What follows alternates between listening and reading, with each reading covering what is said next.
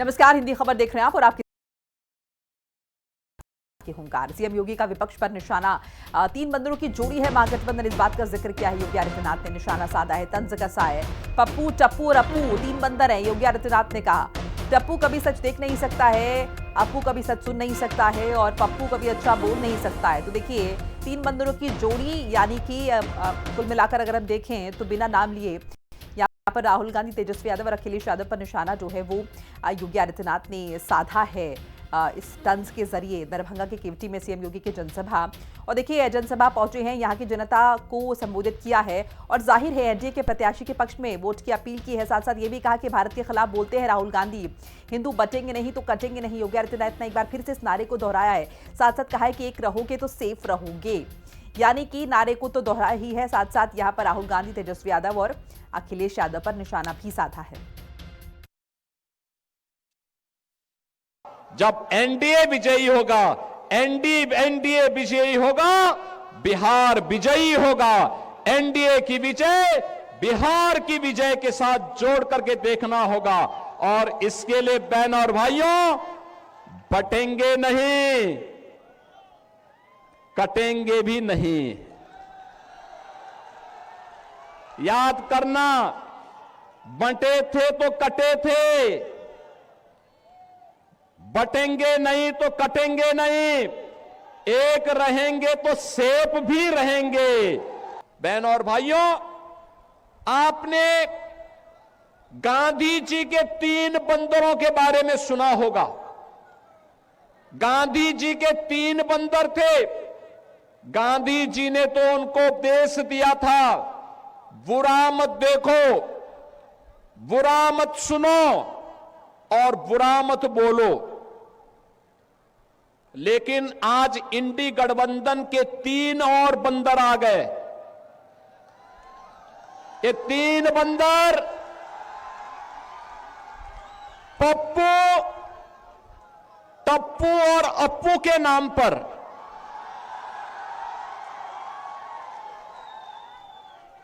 पप्पू, टप्पू और अप्पू के नाम पर।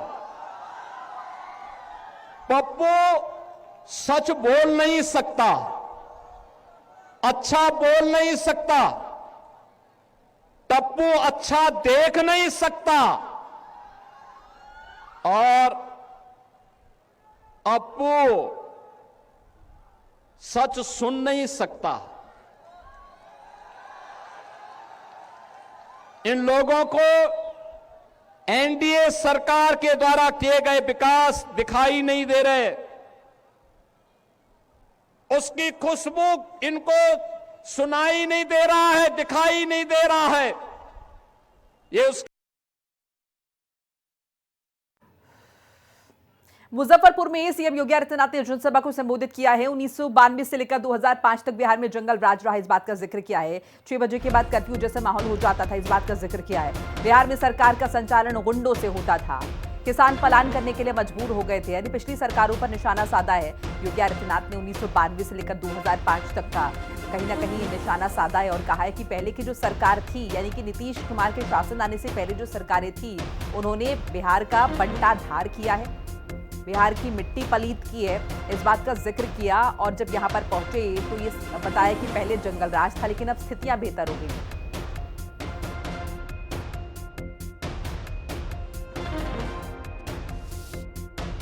1992 से लेकर के 2005 के बीच में आरजेडी शासन के समय में बिहार के अंदर 30,000 से अधिक अपहरण की घटनाएं घटित हुई थी।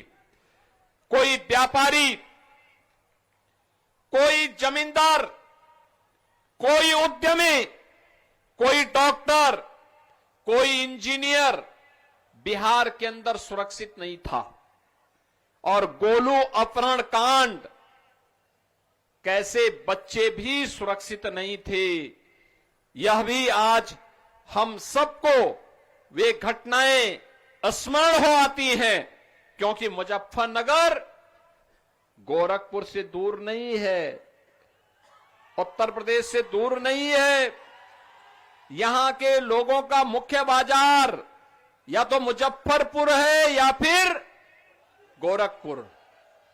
1992 से लेकर के 2005 के बीच में आरजेडी शासन के समय में बिहार के अंदर 30,000 से अधिक अपहरण की घटनाएं घटित हुई थी। कोई व्यापारी, कोई जमींदार। उत्तर प्रदेश के मुख्यमंत्री योगी आदित्यनाथ के बयान पर कांग्रेस नेता पवन खेड़ा ने क्या कुछ कहा है, एक बार वो भी सुन लेते हैं। सुनिए। तो हनुमान जी का अपमान कर रहे हैं, योगी हैं। सोचिए, योगी हनुमान जी का अपमान करे, अब इसमें क्या ही बोलें। जनता देख रही है, जनता सुन रही है। तेजस्वी यादव कॉन्फिडेंट है कि बिहार में एनडीए हम सब कॉन्फिडेंट सरकार बन रही है। हम सब कॉन्फिडेंट हैं कि बिहार में महागठबंधन की सरकार बनने जा रही है।